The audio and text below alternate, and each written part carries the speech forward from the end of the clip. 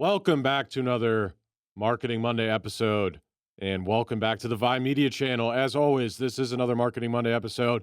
Today, we're going to be talking about uh, maybe a little bit different of a topic.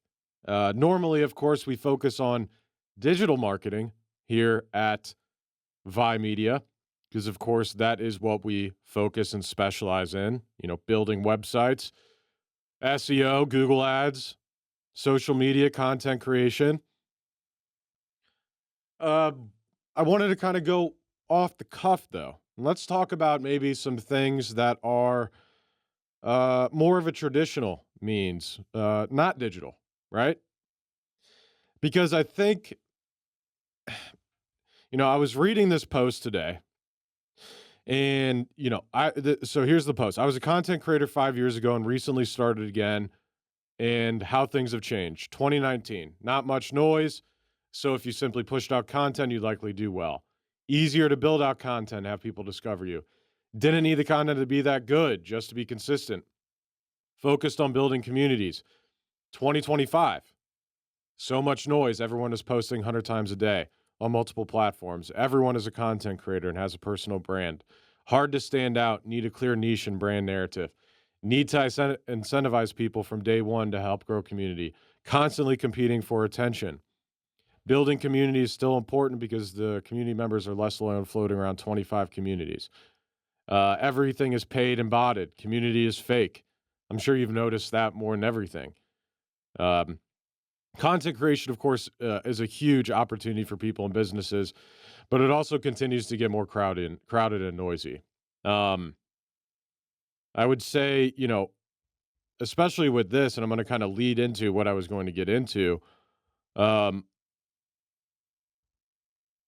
we're almost going to be moving into the point of just almost building a community with people around, with your clients or your potential prospects, your community in the area that you service. And with social media, with that video and things that the content that you're releasing and publishing, that content really just trying to drive them into some sort of newsletter or something like that, that you can get to be more personable, right? You can collect, their address, which is going to lead me into exactly what I want to talk about. Maybe we almost need to come back to doing things like handwritten notes, right? And that's something I've been thinking about, and really focusing on what's something tangible maybe that you can start giving these people, in your community, to let them know about your business and who you are. Um,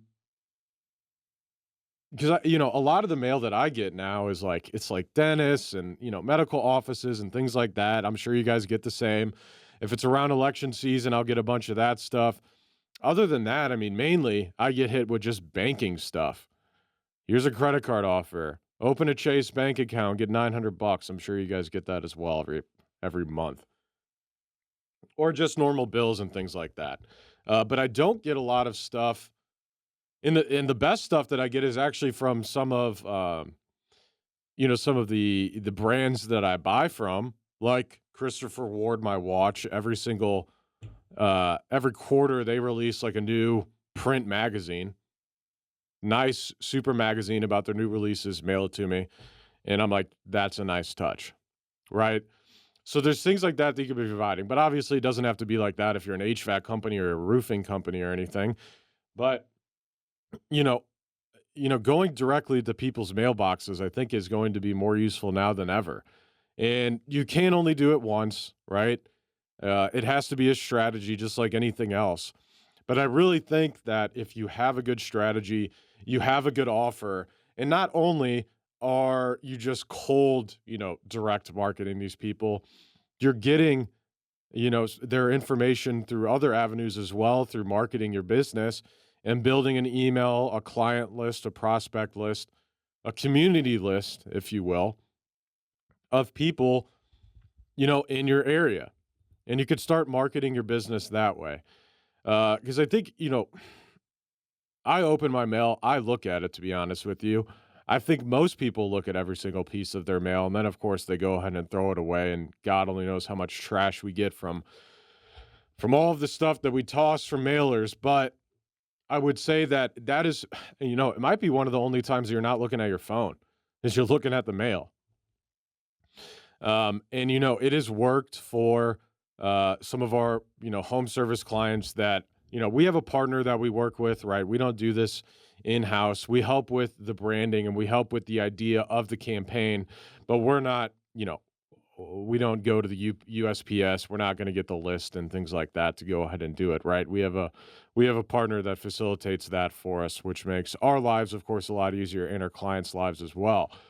Um, and another thing we started to do as well for a lot of our clients, which I may have talked about this before as well, but it's actually going to be, say you're a foundation repair company, right? And you're going to an area where all of those houses were going to be built usually around the same time. And you know that if one or two of those people are having issues, then potentially more people in that area are having issues as well.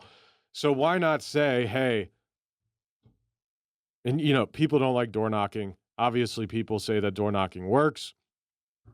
You can try door knocking. It's hard to build a team to do so, but if you can instill that and build that, I've seen plenty of home service companies absolutely build a multi-million or even, um, even an eight-figure business off of door knocking.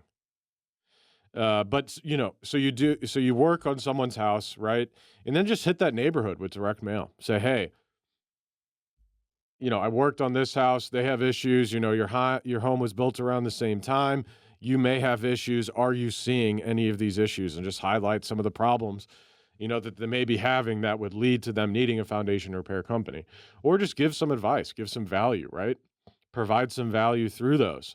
And if you're creating content online, you can even drive those people back to, say, your YouTube channel or whatever that's explaining maybe some of the issues that they may be having, right? So there's ways to make this work. You don't have to only rely on digital marketing for your business. And obviously, of course, you shouldn't, right? That should not be your only avenue for sales or for marketing for that matter.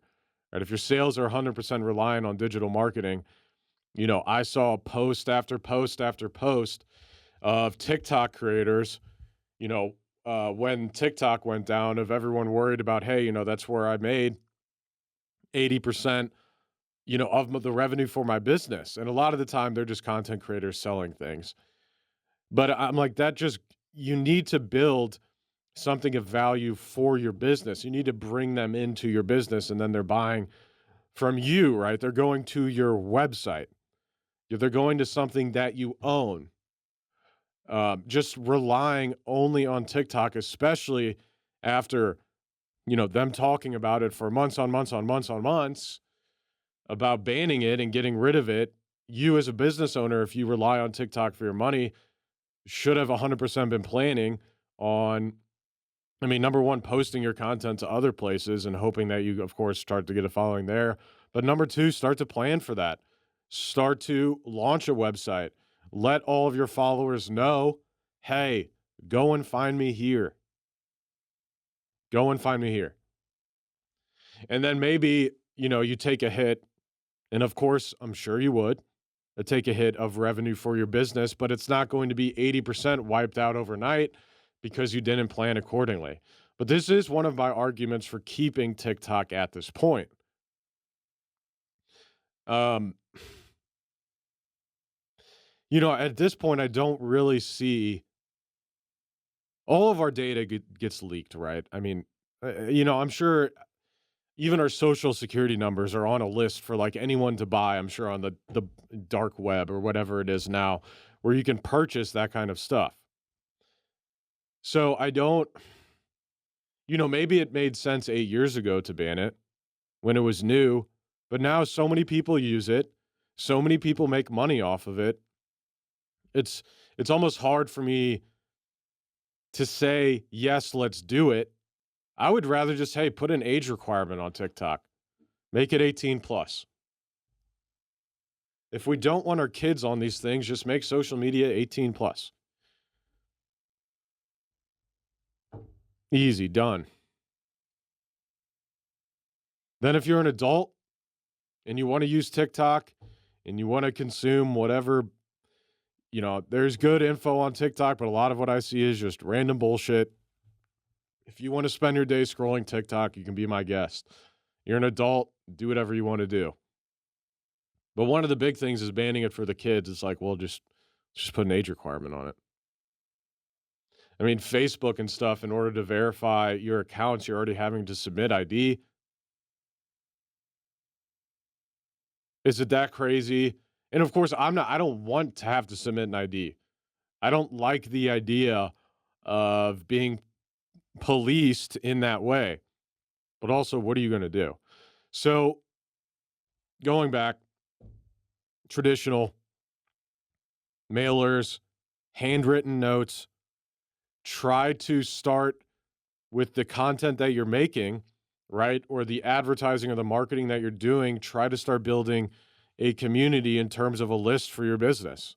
Addresses, people's names, people's emails, people's phone numbers. You want to start building that because then you can market to them in different ways, right? Like I was saying, just through traditional. So there's a lot of marketing avenues, right? We've talked a lot on this channel about, really focusing on your website, making sure you're telling Google what you do in order to properly rank for the services and products that you offer, how to get your Google business profile to show up, how to run ads effectively, how to produce content, right? Things like that. But there's other ways to market your business. There are other ways. And I will still say that for a lot of companies, I don't know if TV and radio make a lot of sense. I continue to talk to clients and I continue to get pricing for a lot of these different areas. And I know what our essentially CPM is on, if we're just looking at it from a CPM standpoint, cost per thousand, right? Cost per thousand views, essentially. And I know that on social media, it's going to be a lot more. For the most part, you can get a lot more impressions for the same amount of money spent versus radio and TV. And I would argue that also you're paying a lot more attention to your phone when when you see that ad versus if you just have it on in the background watching TV, or if you're just listening to it on radio and you change the channel. Who listens to radio anymore? So think outside the box when it comes to marketing. You don't only have to rely on, your website or you as a salesperson or the owner going out and getting, referrals and meeting people in person and only relying on ads or SEO, right? There's other ways. I think we need to go think about the tangibles, right? What can someone actually feel? What can they touch? What can they grasp? What can they see in their own hands? And I think that's something really that digital marketing honestly can't do and misses, right? So it's something to think about. There's a lot of different companies that do it well. Of course, you can always talk to us at Vi.Media. Feel free to reach out to us. As always, that is another Marketing Monday episode. We appreciate everyone's support. Please like, review, subscribe. Leave a comment if you have any questions. As always, you can reach out to us. And we'll see you all next week. Thank you.